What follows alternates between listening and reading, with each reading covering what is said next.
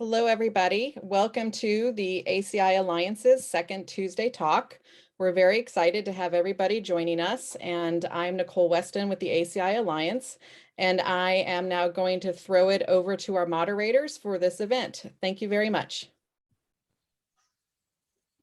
Good afternoon, everyone. Welcome to our second ACI Alliance Tuesday talk. This webinar is being recorded. My name is Rosie Finigan, and I'm joined by Kristi Appleton. We are your co-hosts today and members of ACI Alliance's Consumer and Family Focused Advocacy Network, CICAN. A little background about me. We live in the Florida Keys. My 12-year-old Lexi received her cochlear implants at the University of Miami when she was 2.5 years old, which was a few months after we adopted her. So she had no prior language at all. Fast forward almost exactly 10 years later, and she's thriving in the 7th grade. And you can actually hear her as she is the voice of Cece and El Defo from the book El Defo, which is now a series on Apple TV. So I'm really happy to be here today and excited for this talk. So I'll turn it over to Kristi and let her introduce herself. Hi, I am Kristi Appleton. I live in Huntsville, Alabama with my 2 kids, Kate and Jack. My son Jack just turned 2 on Saturday. He is a bilateral cochlear implant user for the last year and 2 months, and he is doing amazing and is learning to listen, therapy, and learning to talk. We're very excited and happy that we did the cochlear implant. So this talk is our second in a new series for parents, adults with hearing loss, family members, and others interested in hearing loss and cochlear implants. We hope you learn from it and also consider getting involved in the work of ACI Alliance.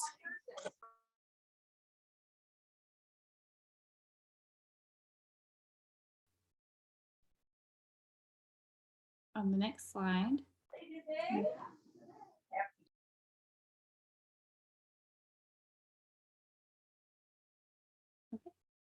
First, let's review the technology and go over the Zoom settings that will help you. To access live captioning, first click on Settings in the navigation panel at the top of the screen. Then under the Meetings tab, verify that live captioning is enabled. If not, click Toggle. To ask a question, use a chat box and type it in. Next slide. So ACI Alliance, we are celebrating our 10-year anniversary of our founding. America Cochlear Implant Alliance is a unique organization focused on CI across the care continuum. We have over 2,000 members, clinicians, including audiologists, physicians, speech pathologists, psychologists, and others on implant teams, teachers of children with hearing loss, students, adults with CIs, parents of children with hearing loss, military members, including veterans, and other advocates. We were started because it was felt that cochlear implants fall through the cracks at other general organizations, and we wanted to focus attention on CI-related issues, as well as access to cochlear implants. The mission of ACI Alliance is to encourage, support research on candidacy, broad impacts of CI on children and adults, as well as improve delivery of CI services.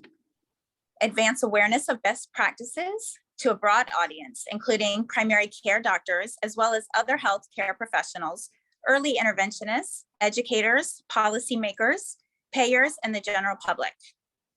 And finally, advocacy, to educate and encourage policymakers and payers to improve CI access. Next slide.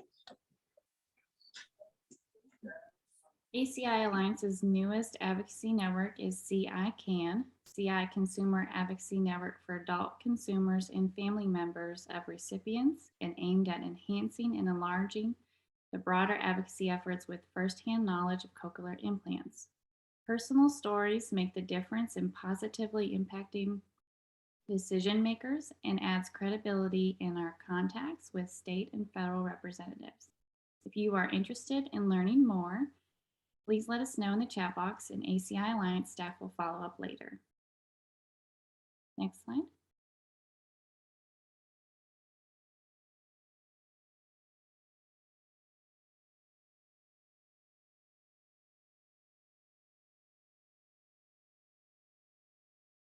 Rosie, you're on mute.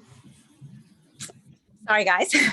So we also wanted to share a few of the ACI Alliance website resources that are available to you. Stories by parents, adult recipients, and veterans, insurance, webinars, best practices for adults and children, ACI Alliance blog on adult rehabilitation, what is a cochlear implant, and steps to getting a cochlear implant. Next slide. And now we are delighted to introduce our featured speaker today. Dr. Zwolan is the Director of Audiology at Hearing First, an educational endeavor of the Oberkotter Foundation. She previously served as Director of the Cochlear Implant Program at the University of Michigan from 1990 to 2001. She is a co-founder of the American Cochlear Implant Alliance and served on its founding board of directors. She has enjoyed programming the sound processors of adult and pediatric cochlear implant recipients for more than 35 years. And we'll hand it off to you. Thank you, Kristi. Thank you, Rosie. It is such a pleasure to be here today. ACI Alliance is so near and dear to my heart, and I'm thrilled to be part of these Tuesday talks. Next slide, please. So as we know, cochlear implants were first approved for children in 1990, and since then we've just seen so much of their potential. They're an amazing technology, and they have the ability to provide children with hearing that enables so many children to develop listening and spoken language skills. And oftentimes those skills are comparable to children with typical hearing. And I put this picture in there, that's me on the right from about 1986 when I first started working with implants. And each time I work with a patient or I sit across the table from them, I feel so fortunate to be part of the magic that takes place in the programming appointments. And I'm hoping to convey some of that magic to all of you today. Next slide, please. We know hearing is important for so many things, that with hearing, it enables children to develop their listening and their talking skills. That then leads to reading and writing and doing well in school. And if a child does well in school, they can go on to college or vocational school, which then can really lead to them having the job of their dreams. And as a parent that has three children in their 20s who they have just started their job of their dreams, I see really how important all of this is on children's journeys. Next slide, please. So sound processor programming, I have a magic wand on the right because I sometimes feel as though that's what we're doing. And quality sound processor programming is essential for success.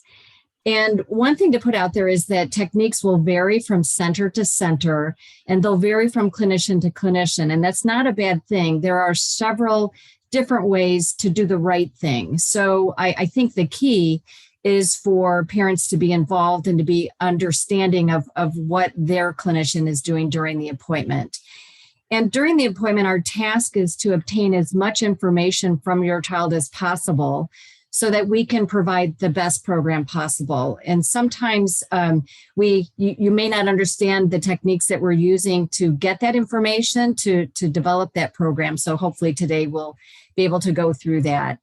And so many times when we work with adults and they see children in the waiting room, they go, oh my gosh, how do you do this with a child? And I usually just say, boy, it's so much fun. Sometimes it's a real challenge and a lot of work, but in the end, we look back on it and it's really so much fun. Next slide, please. So the purpose of sound processor mapping is this is a surgically implanted device, and it's very important for us as clinicians to work with our surgeons and other professionals so that we can regularly evaluate the function of that surgically implanted internal device. We're going to set the levels of electrical stimulation of that device that will make it possible for your child to hear the best they possibly can. We're also going to evaluate their performance to make sure that they're doing their best. And we'll discuss what is taking place during the appointment in this lecture so that you can be an active and engaged participant in this important step in your child's hearing journey. Next slide. So before surgery, so some of you, maybe your children haven't had their implant yet. And I think it's important to start even before surgery to discuss the programming process with your clinician. If your child is old enough, maybe if they're 2 or 3 or even 4, it's possible to work with your speech pathologist or your audiologist to establish a conditioned response. And we'll go over exactly what that means, because we need to get information from the child about what they're hearing. And this is one way that you might be able to help us. Importantly, you should be discussing any behavior modification techniques that you use with your child. If you expect that sometimes during the appointments, it might be difficult for your child to attend to the tasks or the things that the audiologist is asking your child to do. So simple things such as the audiologist might have a strong preference for you to place your child in a high chair, or they might say it's okay for you to have them sitting on your lap. But it's good to just openly discuss these things so that the appointment can go as smoothly as possible. If you bring food from home or if you bring toys from home, for the two of you to agree on use of those things during the appointment. And then again, how you're going to manage behavior. If the child has a meltdown, how do you think that it will be best to get them up and running again so they can actively attend? I know we had families that drove 2 hours for appointments, 3 hours for appointments, and we would be so worried that if the child had a meltdown, how would we get the things accomplished that we needed to accomplish if the child wouldn't participate? So these are good things to work through with your clinician. Next slide, please. For all sessions, bring written questions that you want to ask your audiologist. Write them down, because inevitably you're going to leave and go, oh, darn it, I forgot to ask them this question. So write them down and bring them with you. If your child has a backup processor, be sure to bring that so that the programming can be updated. If you need to use that backup processor, you'll be really happy that the program has been updated. Bring your accessories if you have questions about how to use them. And be engaged and watch what is happening in the appointment. Don't play on your phone. Just pay attention and watch what's happening, because there's so many memories and so many magic memories that you're making at that point. And envision yourself 10 years from now when your child might say, hey, Mom, I want to do this alone, that you can look back on these appointments with really fond memories and know what's been going on. If your child is old enough, you and your speech pathologist, your clinician can help you establish a conditioned response. So we're going to be asking the child to tell us when they hear sounds, and you can help us be better at that and get your child further along in the process by working with them to say, oh, I'm listening. I'm going to drop a block because I heard a sound, or do different things to tell us that they actually heard the sound. And importantly, don't wait if you have concerns about your child's hearing. If there's an equipment issue you're worried about, call your device manufacturer and they'll help you troubleshoot. They'll help you determine if it's device related. And if it's something hearing related, don't wait for that either. Contact your audiologist so that they can be seen promptly so we can make sure they're hearing the best they can. Next slide, please. At each appointment, the audiologist will check a few things. They'll check the incision area, so the area behind their ear, just to make sure that everything looks good and healthy. They'll look at the skin beneath the magnet. You might not even recognize that they're doing this. They might be putting the processor back on the child's ear, and at that point, lift the magnet up just to look at the skin underneath. And that's something that you as a parent should be regularly doing as well, because use of a magnet that is too strong can lead to soreness of the skin. And if it does become red, you should contact your clinician, because we can provide you with weaker strength magnets. And sometimes it's a fine art just to find just the right strength of magnet to keep that coil on place on your child's head. And we know that's a challenge. We know that coil comes off a lot, and kudos to all of you for keep putting it back on, because that's an essential component of wearing the processor. The magnet strength might need to be changed over time as the child grows, or if the child gains or loses weight. So if you've got concerns about that, please be sure to speak with your clinician. Next slide. Your clinician should be listening to the sound processor microphone, and so should you as a parent, because microphone quality should be checked regularly and is so important for processor quality.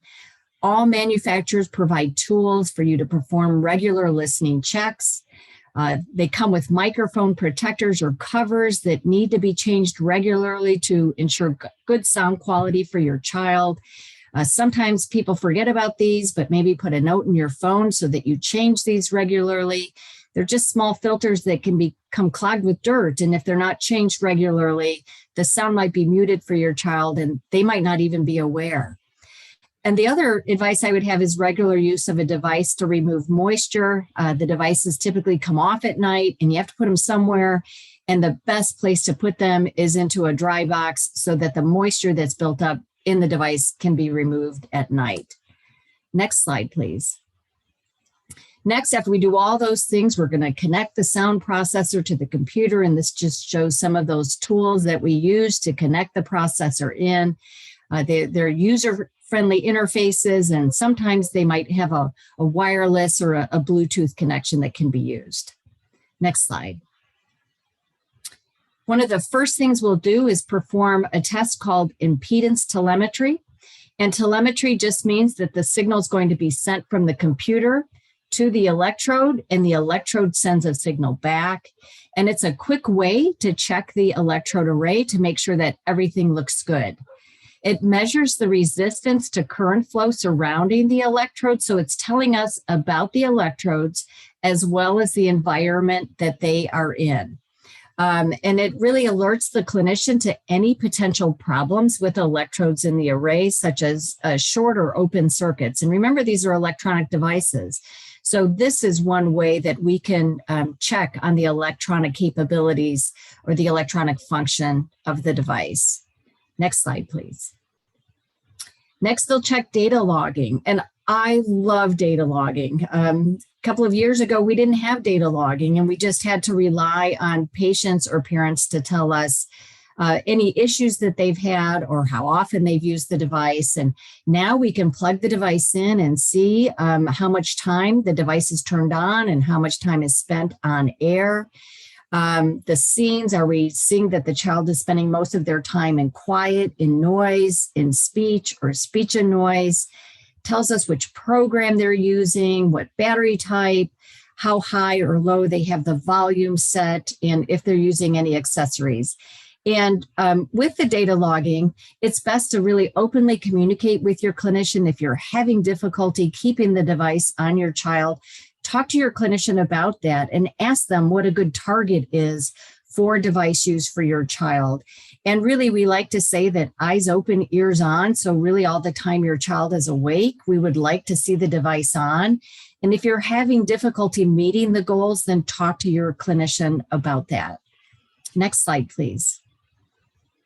So before I delve into the mapping screens, I thought it would be good just to sort of reconfirm what's going on, what magic is happening with this sound processor.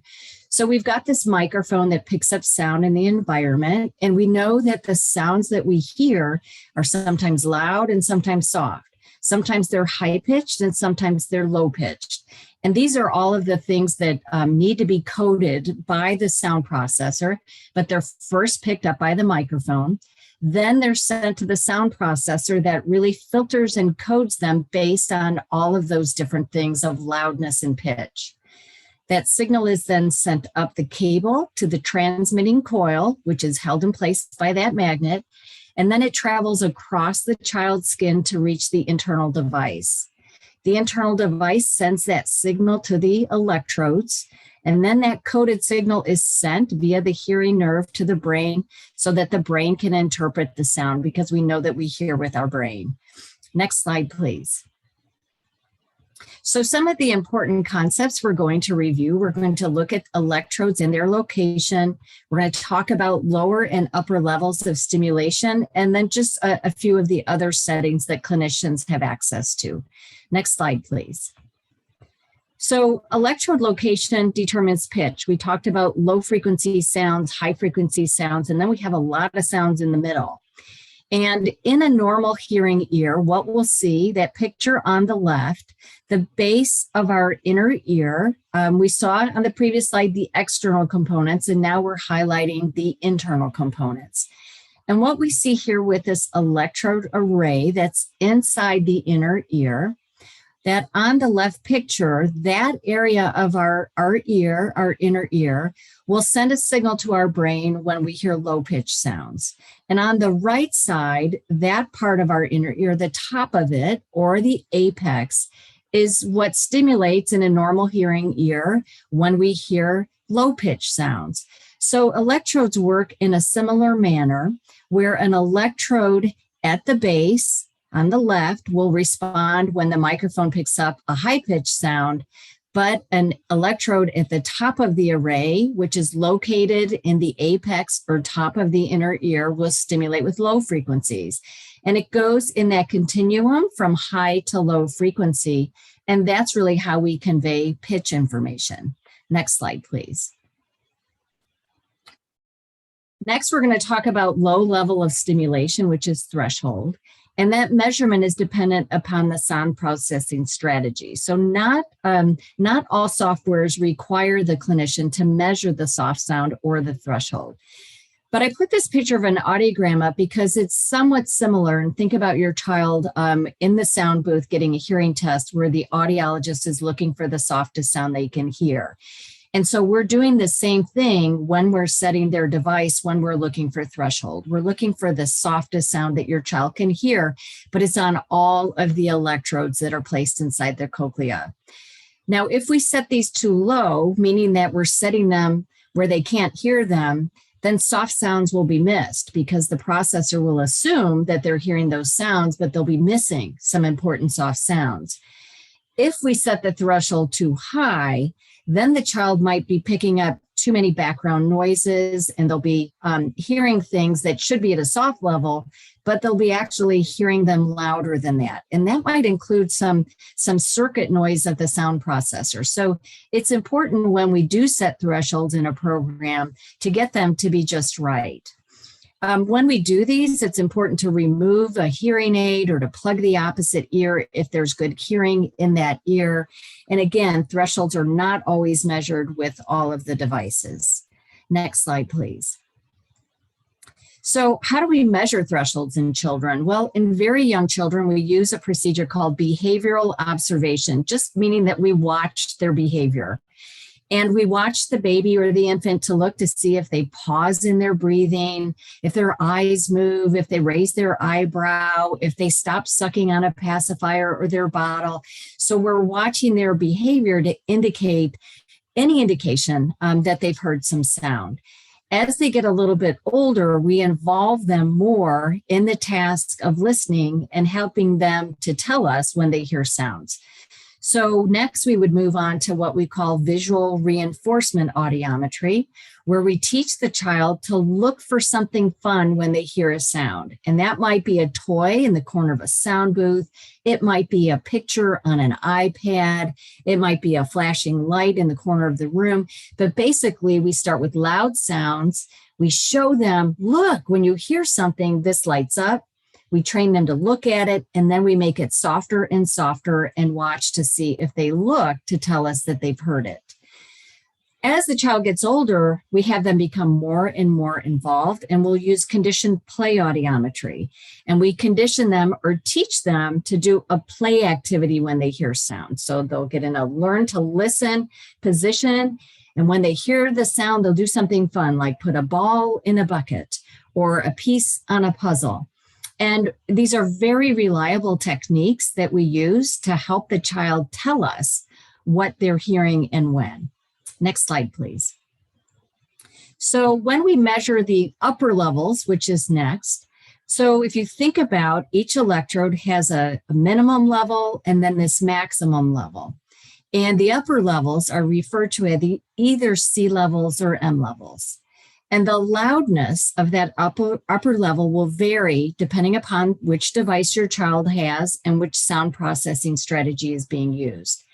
In the Cochlear device, it's called a C level, which stands for loud but comfortable. And in AB and Med-L devices, it's referred to as an M level, for a level that is most comfortable. So because the C level is loud but comfortable, it's a little bit louder than the M level that's typically set with AB and Med-L. And with children, both the M and the C levels are adjusted based on their reaction to sound. Next slide, please. So with these upper levels, what we'll do is we'll start where we can see that the child's first hearing the sound, and then we'll keep advancing them up. In early appointments, they'll be very conservative and they'll be set fairly close to where they first hear sound. And then as you come back for other appointments, we'll gradually increase those upper levels as the child gets used to the sound. We might then have a program where we gradually increase all of the upper levels at the same time and introduce speech and watch the child's reaction to sound. And before we send it to the processor for programming, we'll typically sweep, and you might see the audiologist going back and forth as we play each electrode for the child, and we watch their behavior very closely to make certain that all of them are comfortable. As children get older, they get more and more involved in the mapping session, and they might tell us about loudness using a loudness scale. And these upper levels are important because if they're set too loud, that child might refuse to wear the processor and it will be hard for us to get it back on. And if they're set too low, they won't hear clearly. So we see how both the lower and the upper levels are important for stimulation. Next slide, please. So now we're going to look at individual programming screens. Let's move on to the first programming screen. This is a typical programming screen for advanced bionics. They've introduced new software, and I'll look at that in a moment. Just a few key things I'd like to point out. You can see in that box that the electrodes go from low to high. This device has 16 electrodes, and they're numbered from 1 to 16. You can see those in the little boxes at the top of that black box. Next slide, please. Next thing we're going to look at are the thresholds. This is where the audiologist sees the threshold measurements on the advanced bionics screen. And for this device and for this particular map, these were set to a percentage of that upper level. So the clinician didn't really rely on the child to give this information. It was based on that upper level measurement. In the next slide, we see the upper level measurements, which are called the M levels. And for this child, these are the most comfortable level for each of these electrodes. Next slide, please.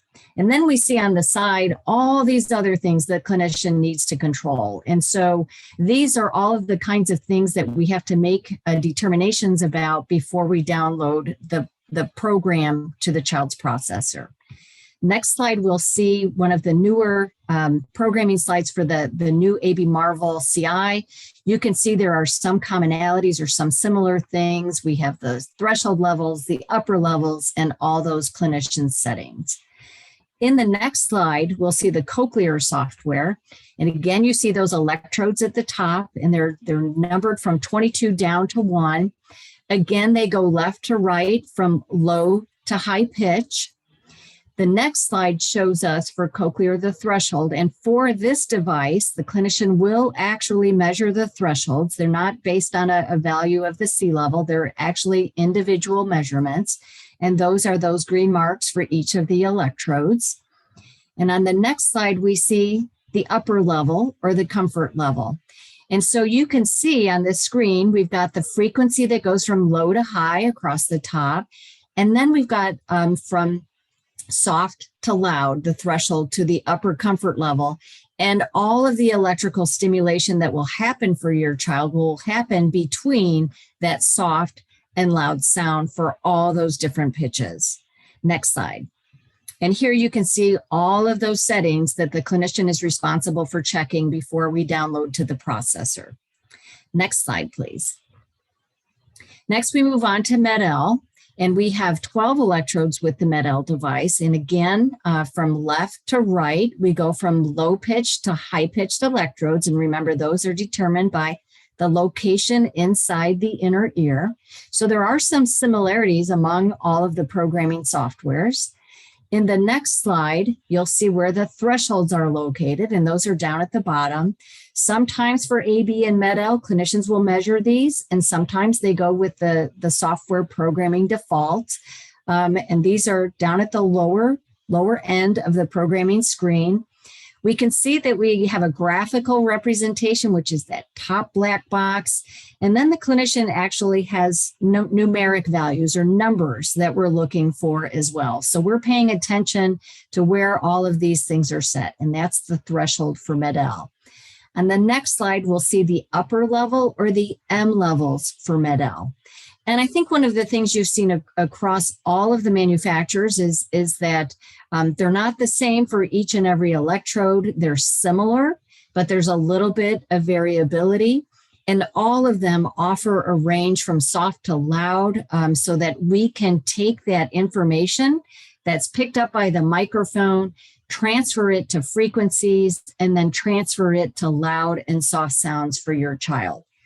On the next slide, we'll see where all of the clinician settings are for the Med-El programming software. And again, a lot of things for your audiologist to be tracking as they're downloading things to your child's sound processor. Next slide, please.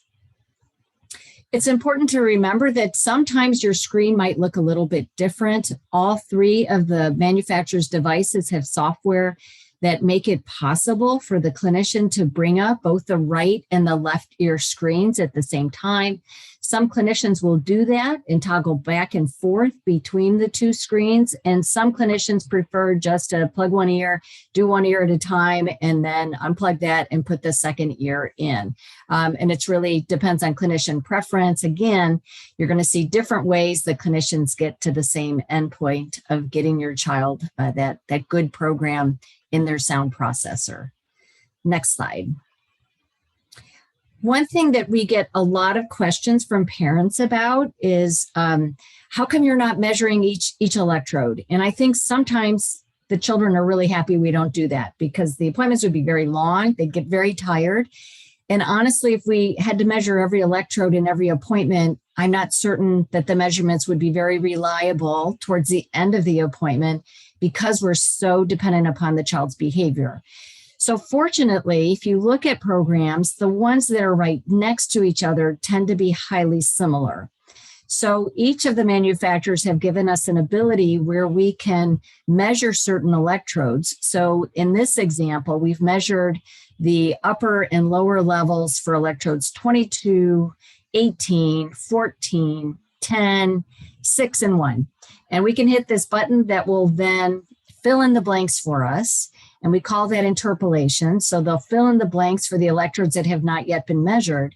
And when the child comes back, the next time we'll measure the ones that weren't measured in the previous appointment. So after a few appointments, we'll have gotten each of the electrodes measured, but fortunately, they're consistent from one to the other so that we can fill in these blanks and still get a really excellent program on the child's processor. Next slide, please. Sometimes as your child ages, we'll ask them to do more complicated tasks. So we might ask them to help us and set the loudness, and we can set the C levels or the upper M levels. And eventually we want them to tell us, are they the same loudness? So in that top example, we might present two beeps. So they'll hear beep, beep, and we'll ask them to tell us if one of them is louder or if they're the same loudness. The bottom example, we might present three beeps and ask them to tell us if one of them is different than the other two. Or we might present them with this loudness scale and say, we're going to give you some beeps, tell us how loud they are. And we make sure that all of the beeps are set to medium or all of the beeps are set to loud. Next slide, please.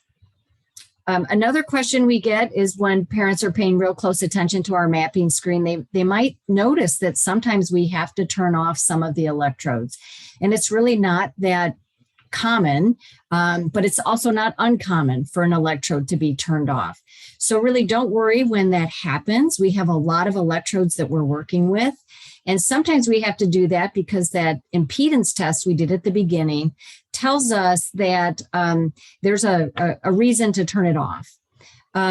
We might see that a threshold is much lower than all of the electrodes around it or much higher.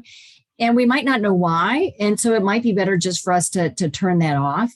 And then sometimes we might see that stimulation causes some issues. Somebody might tell us it sounds funny or different from the other electrodes.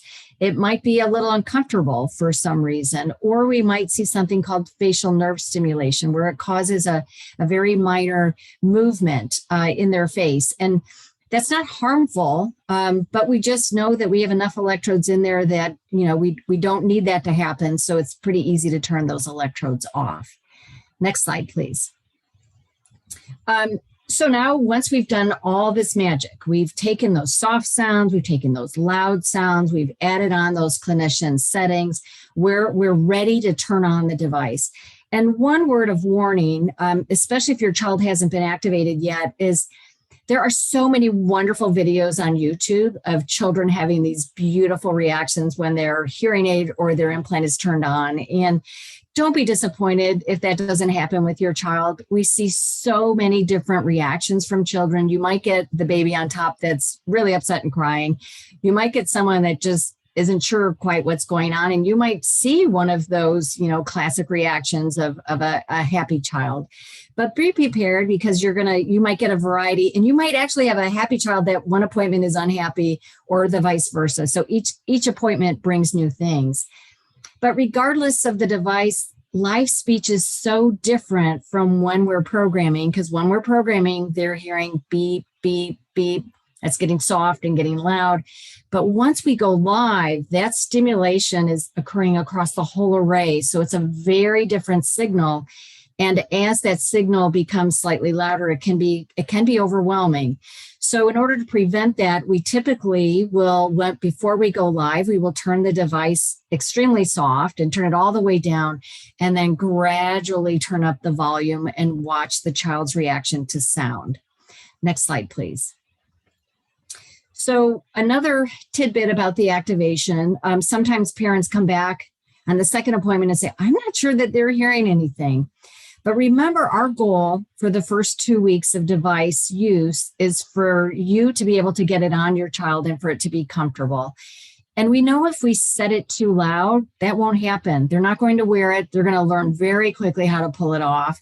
And once a sound's been too loud, it's going to be hard for them to forget that. So we start off typically soft, knowing that we've got future appointments to gradually introduce that sound.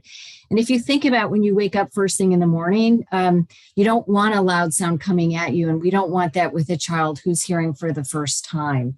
So our long-term goal is full-time device use, and it's going to start off by giving them a positive experience by gradually introducing the sound to them through those first few appointments. Next slide, please. So we've talked about, all these measurements we need, but sometimes it's difficult to obtain reliable responses from the child. And it's really comforting to know that all devices have tools available to supplement the information that the clinician needs to try to get from your child based on their behavior. And we refer to these as objective measures, because when we rely on your child's behavior, that's very subjective.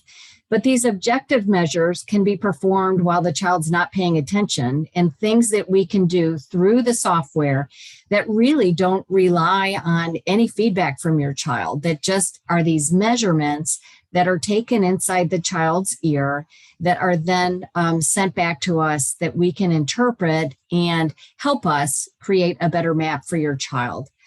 These things are referred to as electrically evoked compound action potentials. You might hear them referred to as NRT, NRI, or ART. We can also use stapedius reflex thresholds, where we put a loud sound in through the implant and we watch the middle ear's reaction with these thresholds of these reflexes, and that helps us set the upper limits. But really, with most clinicians, these objective measures are used along with the behavioral measures. And when we combine both of those, we can really get good programs on your child and to optimize and make their hearing the best we can. Next slide, please. So with all of this, we're now ready. We've got these measurements that we feel are reliable and good and appropriate. When we download to the processor, there's so many things that we can add. We can make it so that when your child is in background noise, that the noise can be reduced. We can determine the direction that the microphone will point when they're in certain situations. We can set things so that when the right ear is working, if it can communicate with the left ear, if they're going to use an FM system so that the hearing can be optimized with that. We can make it so if your child's touching the buttons on the processor that they're locked, so they can't be turning the device up and down, and those are the lock features. And we can set certain ways that the lights can activate on the processor so that you can be informed to know if their battery's working, if they're getting sound, and just help you manage their device better. On the next slide, we're going to be talking about that other ear. Don't forget about it. If your child wears an implant or a hearing aid in the opposite ear, the clinician's going to make sure that both ears are working well together, because sometimes when we hear with both ears, it tends to be a little bit louder or different than when we hear with just one ear by itself.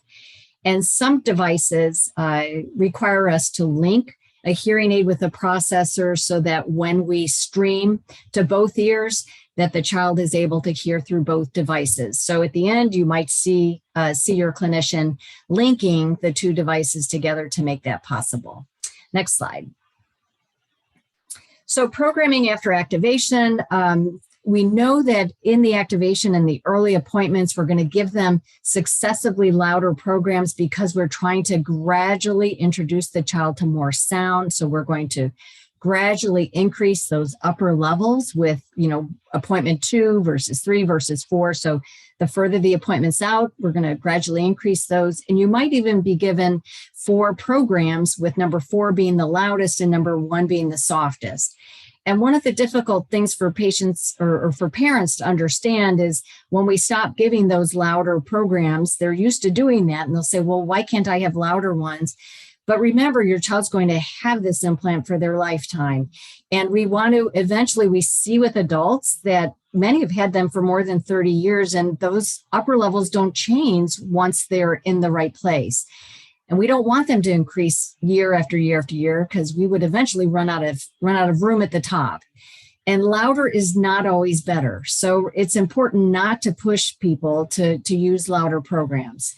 You'll find that there'll be lots of appointments that first year so that we can get them optimized. But once it's optimized, they tend to stay there. So we don't need as many appointments to fine tune later on.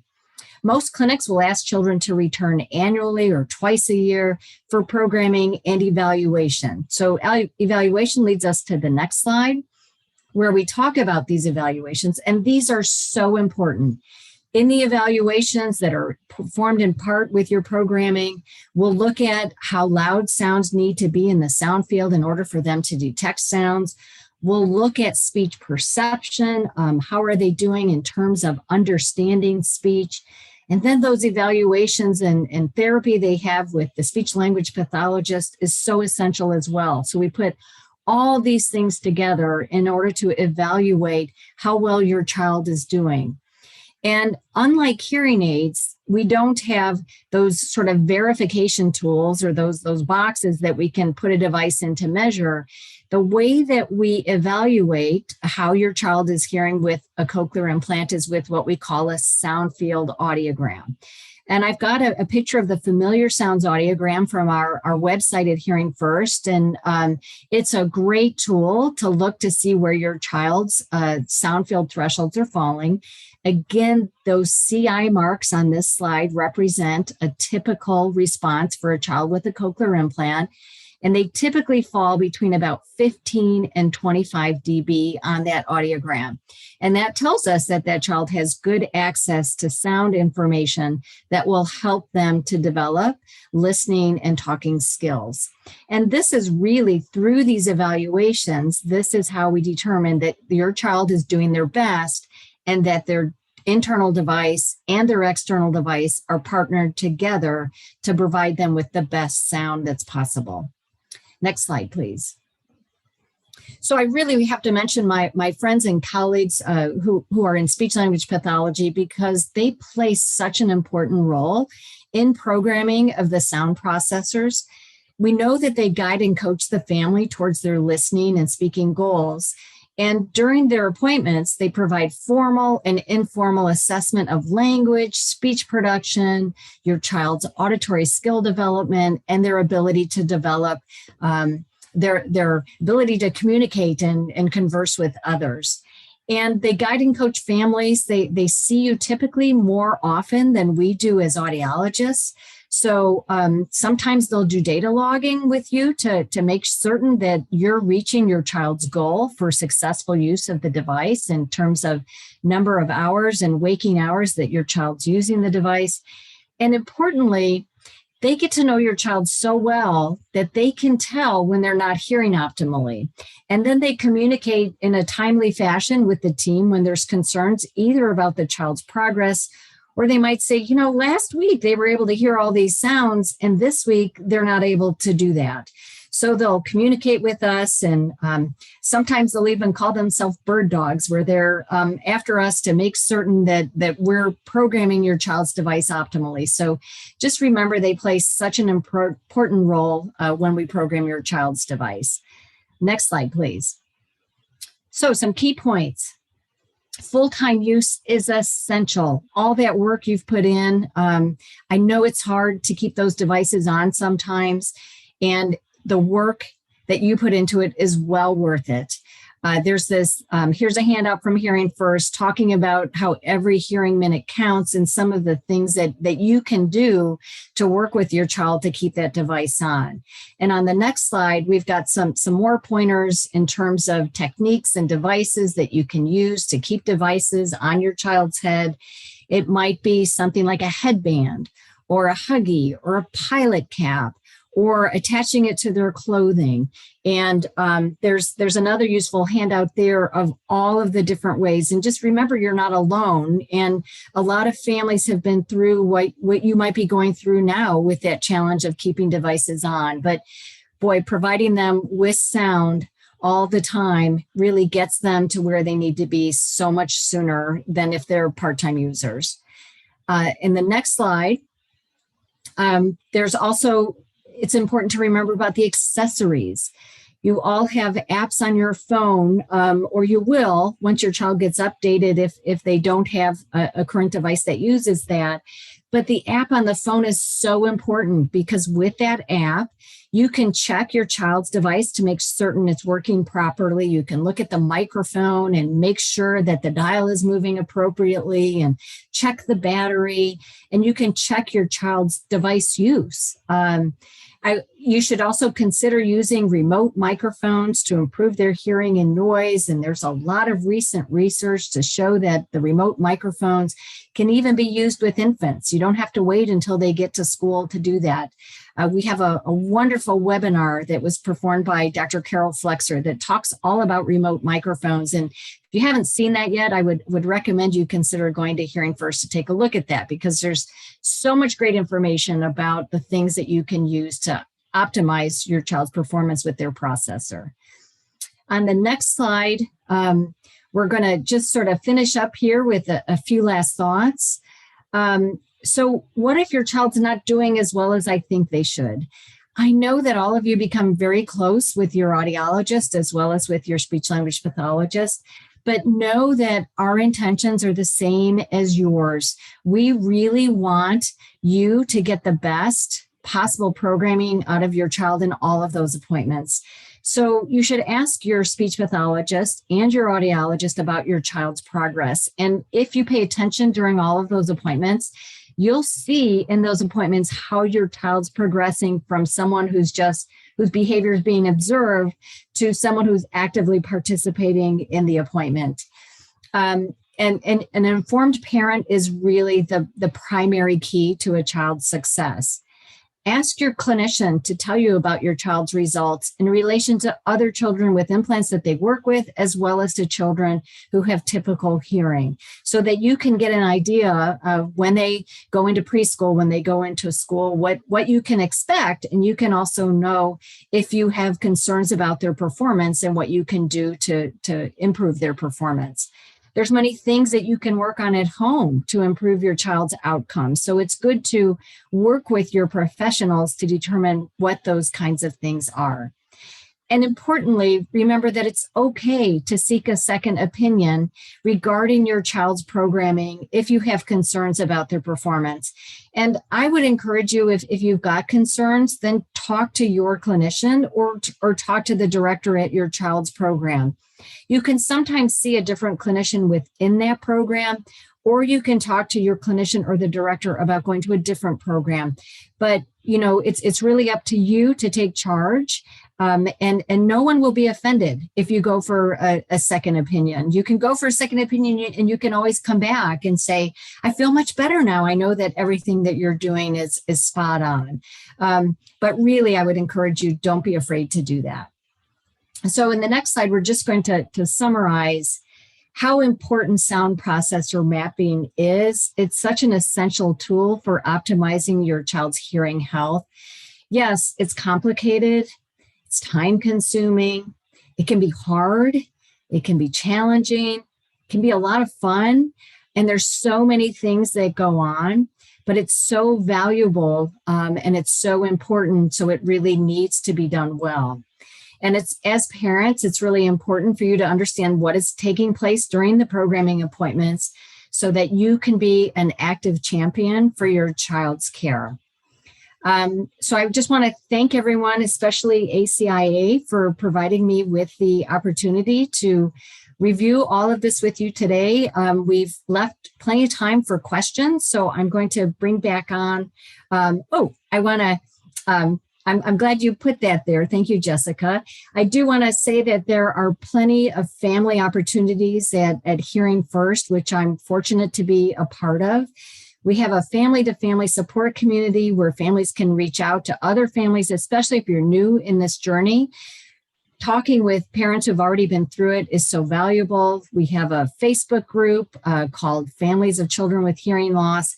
And we also provide learning opportunities for families so that they can learn more about their child's hearing loss and, importantly, interact with others and interact with professionals. So now we'll move on to Rosie and Kristi. I'll hand it over to you two ladies. Thank you. Thank you so much for that wonderful presentation, Dr. Zwolan. We really appreciate it. So remember, everyone, I've received some questions in the chat, so please feel free. If you have questions, just submit them via our chat box. You just mentioned, I do have a question that was sent to me. You mentioned some current research on remote microphones. Are you recommending them for use in the home? Yes. Based on current research, there are times in the home that is ideal for remote microphone use. I think also if your child is old enough, think about their challenging situations when you're with them, maybe in the car. And that could be a great opportunity to be singing with your child, to be telling stories, to be interacting with them. If you're comfortable with them using a remote microphone in that setting. A lot of times, if you go to the Hearing First website, there's some suggestions on how to use them in your home. And again, Carol Flexer's webinar has a lot of some great suggestions for home use with remote microphones. Absolutely. We have another question. If an audiologist is brand new at CI mapping, are they qualified to do a preschooler who is not a good self-reporter? That's a great question. And what a scary thing. As a clinician who used to look very young for my age, a lot of people would look at me like, are you sure you know what you're doing? And so I think that's part of the reason I recommend that parents be actively involved. Audiologists require about 8 years of college. So by the time you've got a clinician who's licensed to practice audiology and is in an implant program, they're highly trained. They're likely extremely smart individuals that should know what they're doing. And part of what we train our clinicians is that if you're not sure, you need to ask, and you need to ask for support. So I would say, with that said, there are some clinicians who probably aren't as qualified as they should be. So again, pay attention if you have concerns, but if the clinician has been properly trained and they've worked with young children, then yes, they should be qualified to program. And please know that the implant manufacturers provide phenomenal training of clinicians to get them ready. And directors usually don't let clinicians work independently with children until they feel as though they've demonstrated the skill set where they're ready to do so. Okay, our next question is from Erica Jacobs. She wants to know, does a child who gets an implant early in life keep the same implant as they grow, or at some time will they need a larger or adult-sized implant? That's a great question, and it's almost two-sided. So I'm going to go with the second part first. When the implant is put in, a child's inner ear, where the electrode array goes, is adult size at birth. So the cochlea doesn't get any bigger. So the electrode array, when it goes into a 9-month-old's inner ear, it doesn't really need to be changed due to growth of the child's inner ear. What will grow is the child's head size. So when the device is put in, there's the receiver that's placed in the temporal bone. There's room in that array, not the part in the inner ear, but the part that's closer to that receiver that allows for head growth. So if the device continues to function for the child's lifetime, there would be no reason to remove it to place a larger device in. With that said, we don't know how long implants are going to last because they've only been around for about 35 years. And I'll tell you, there's a lot of patients I've seen. That woman in the first slide, since that was so long ago, still has an original device. So some of these devices are working. Some of them do fail, not very many of them. And there's a lot we don't know about 20, 30, 40, 50 years down the road. The one thing to know is that when devices are explanted, patients typically do as well or better with that second device that was placed in that same ear, especially if it's replacing older technology. Then we see a jump in performance. But typically, if it's explanted for a device failure or a reason, it's a straightforward procedure, and people come out very well after that second surgery. We have another question from Teresa. She asks, my bilaterally implanted almost 3-year-old son's receptive language is way ahead of expressive. Could this be due to a mapping issue? He is very hard to understand when he does not speak, but he is showing improvement. Great. And I think that's a challenge that's hard to sort of globally for me to provide information about, just because I don't know that specific child. I'm guessing this mom has already asked that of her speech language pathologist as well as of the audiologist. But if he's not in regular speech language therapy, then I would recommend that that's a great thought to be looking at that and working on his expressive, his spoken language skills.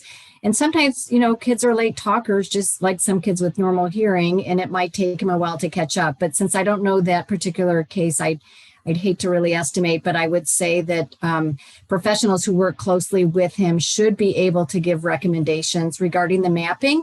And if she has concerns about mapping, she could see a different clinician in that program or go to a different program to get the program checked just to make her feel better.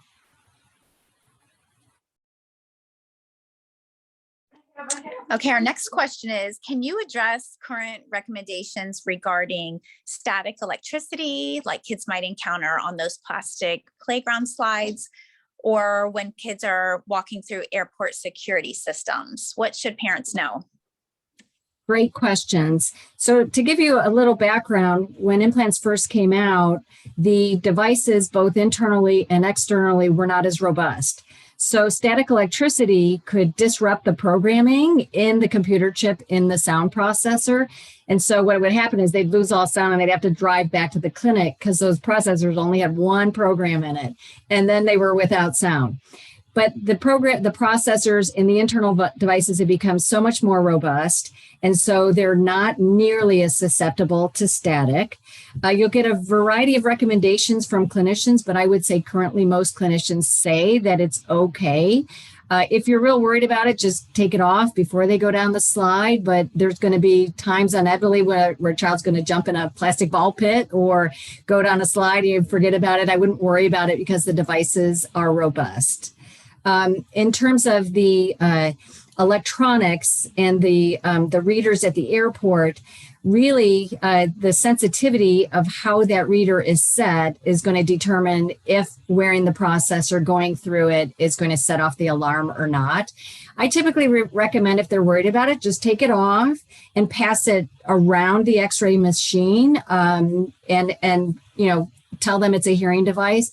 And I really think that people are becoming more familiar with that, and it's not a very big issue. All of the manufacturers have some guidelines published on their websites regarding their sound processors and using them through TSA.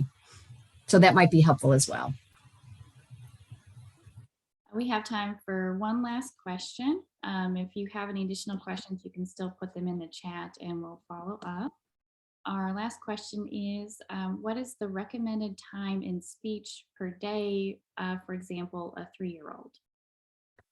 All right, so I think that the goal should be all waking hours.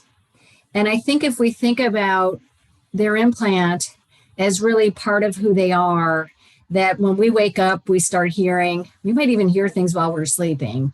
And sometimes they wake us up, sometimes they don't. But for a child, it's especially important not to miss out on any opportunity for them to learn through their hearing. So I would say a good goal is, you know, all waking hours. Certainly if your child's having a meltdown or a really hard time with an issue and they need a break from it, that's fine, but don't give up on it for the rest of the day. We really want it to become a part of who they are. And we want them to hear optimally at all times. So I'd probably track and see how many hours your child's awake. And if it's 12 hours, if it's 14 hours, then I would recommend that they always have their device on and really eyes open, ears on, if you can do that at all. Thank you everyone for attending, and thank you Dr. Zwolan for the presentation and answering questions. Please visit the website for upcoming dates. The next one is on Tuesday, March 15th, and after that, Tuesday, April 19th. Thank you, everyone.